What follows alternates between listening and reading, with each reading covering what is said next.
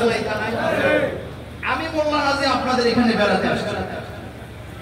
আগামী দিন সকালবেলা আমি যদি কোম্পানিগঞ্জ থানার সামনে দাঁড়াইয়া অথবা একটা মাইক নিয়ে আপনাদের কোম্পানিগঞ্জের বাজারে যদি মাইকিং করি যে আগামী দিন সকাল 10টা থেকে বিকাল 4টা পর্যন্ত কোনো ব্যাটারি চালিত গাড়ি কোম্পানিগঞ্জের বাজারে ঢুকবে না, আমার কথা কেউ মানবেন না?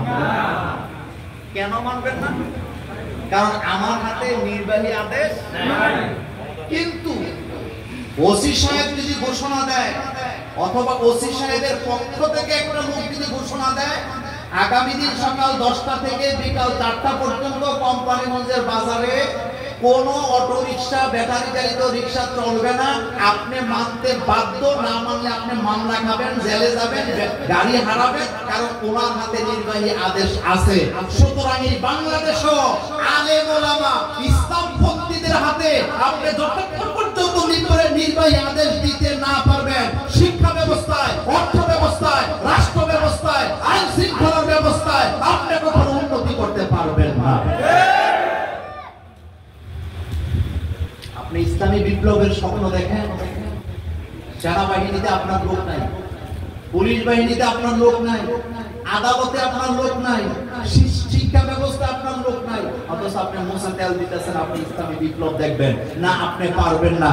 আপনি ইসলামী বিপ্লবের স্বপ্ন দেখবেন সেদিন যেদিন সেনাবাহিনীর প্রধান হবেন এমন একজন লোক যিনি আযান দিলে ক্যান্টনমেন্টে ইমামতি করে, খুতবা দেন, জুমার নামাজে ঘোষণা দেন আলা লাহুল খালকু ওয়াল আমরু, সৃষ্টিদার আইন চলবে তার, এই রকমের সেনা প্রধান না পাওয়া পর্যন্ত ইসলামী বিপ্লব আপনি টিকাতে পারবেন না। আর এটার জন্য দরকার দাওয়াত, এটার জন্য দরকার কি? ঘুমায় থাকলে অনেকে কিন্তু খুব আরামে আছে, আলহামদুলিল্লাহ, এখন আর সমস্যা নেই, সমস্যা এখনো শুরুই হয়নি। গত কয়েকদিন আগে পাঠ্য বইকে সংস্কার করার জন্য একটা কমিটি করা হয়েছিল। আপনারা তো ঘুমাচ্ছেন, আমরা ঘুমায় নেই। ওই কমিটিতে 3টা লোক ছিল লেসবিয়া, যারা সমকামিতাকে বাংলাদেশে আইন করে প্রমোট করতে চায়। আমরা আলেম ওলামারা ঘুমিয়ে যাই নাই, আমরা প্রতিবাদ করেছিলাম গত জুমা থেকে যে বাংলাদেশে 90% মুসলমানের দেশে কোনো ইসলাম বিদ্বেষী লোক দিয়া পাঠ্যসূচি বইকে সংস্কার করতে দেব না। আমাদের প্রতিবাদের কারণে 24 ঘন্টার মধ্যে কমিটিকে বাতিল করা হয়েছে। আর আপনি ঘুমাচ্ছেন যে আমাদের বিপ্লব হয়ে গেছে, কিছুই হয় নাই, বিপদ এখনো আসেনি। আচ্ছা বলেন তো, রাসূলুল্লাহ সাল্লাল্লাহু আলাইহি ওয়াসাল্লাম তিনি কি প্রেসিডেন্ট ছিলেন না?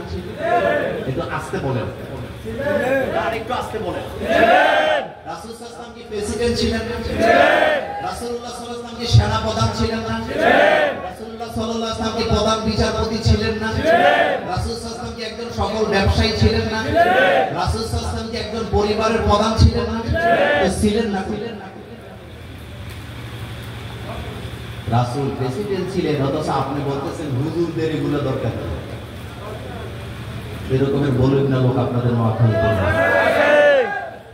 বুঝা গেছে মস্তিষ্কের ভিতরে কি আছে।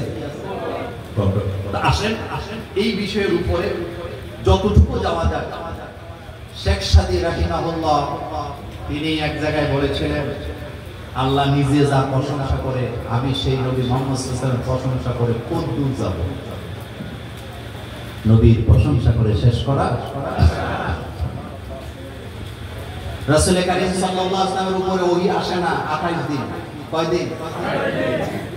আবু লাহাবের স্ত্রী মহিলা নেত্রী উম্মে জামিল দরজায় দাঁড়ায় দাঁড়ায় ঘোষণা দিতেছে, তোমরা ঘুমাও, আরাম করো, ফুর্তি করো।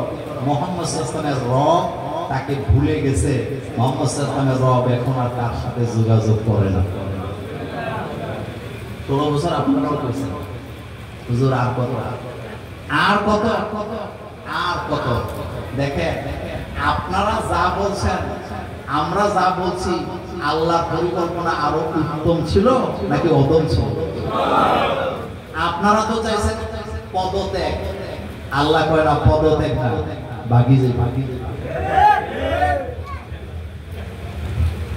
আপনি খানকার মধ্যে অলি খুঁজেন, আপনি খানকার মধ্যে আপনি মাজারে যাইয়া যেখানে গাঁজা খায় সেখানে অলি খুঁজেন। আপনি যদি অলি খুঁজতে চান ফিরোজপুরে আল্লামা সাঈদীর কবরের কাছে যে আল্লাহ অলি খুঁজেন।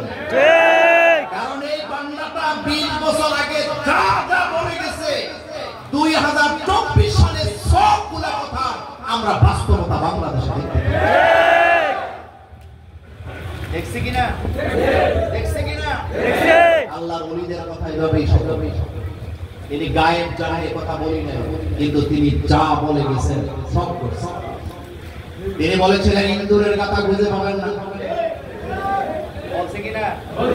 তিনি বলেছিলেন নামুবাড়ি দিল্লি যে পড়বেন, তো কোনটা মিথ্যা হইছে? আজও বলি আমরা কারো শত্রু নই, দুর্বলের বিরুদ্ধে কথা বলি না। কি দরকার ছিল আলেমরা আমাদেরকে ফাঁসির মধ্যে রক্ষা দেওয়া? এই বাংলাদেশের অর্থনীতি মেরুদণ্ডকে যিনি সোজা করেছিলেন, লক্ষ লক্ষ যুবকের কর্মসংস্থান যিনি করেছিলেন, সেই মানের একটা মীর কাসিম আলীর মতো একটা লোককে আপনারা বিনা কারণে ফাঁসির মঞ্চে ঝুলাই দিয়েছেন। আল্লাহ ছাড় দেয় কিন্তু ছেড়ে দেয় না। এই জন্য আসুন সাবধান হই। রাসূল কারীম সাল্লাল্লাহু আলাইহি ওয়াসাল্লামের উপর ওহী আসে না কয়দিন? তারা বলতেছে মুহাম্মদের রব কি করছে? ভুলে গেছে, ত্যাগ করছে, ভুলে গেছে। আল্লাহ রাব্বুল আলামিন সাথে সাথে আয়াত নাযিল করে জানায় দিলেন ওয়াদ-দুহা ওয়াল-লাইলি ইযা সাজা মা ওয়াদ্দাআকা রাব্বুকা ওয়া মা ক্বালা। নবী গো, আমি সুবহে সাদিকের কসম করে বলি, মা ওয়াদ্দাআকা রাব্বুকা ওয়া মা ক্বালা, আপনার রব আপনাকে ভুলেও যায় নাই, আপনার রব আপনাকে ছেড়েও যায় নাই। আপনি কি অবস্থায় আছেন সেই খবর আপনার রবের কাছে আছে না? মা ওয়াদ্দাআকা রাব্বুকা ওয়া মা ক্বালা, আপনার রব আপনাকে ভুলে যায় নাই, আপনাকে ছেড়েও যায় নাই। একা সুতরাং ইসলামী আন্দোলনের কর্মীদেরকে বলে দিয়ে যেতে চাই, 16 বছরে যেহেতু তোমরা নিশ্চিন্ন হয়ে যাও নাই, আগামীর বাংলাদেশ তোমাদের জন্য অপেক্ষা করবে।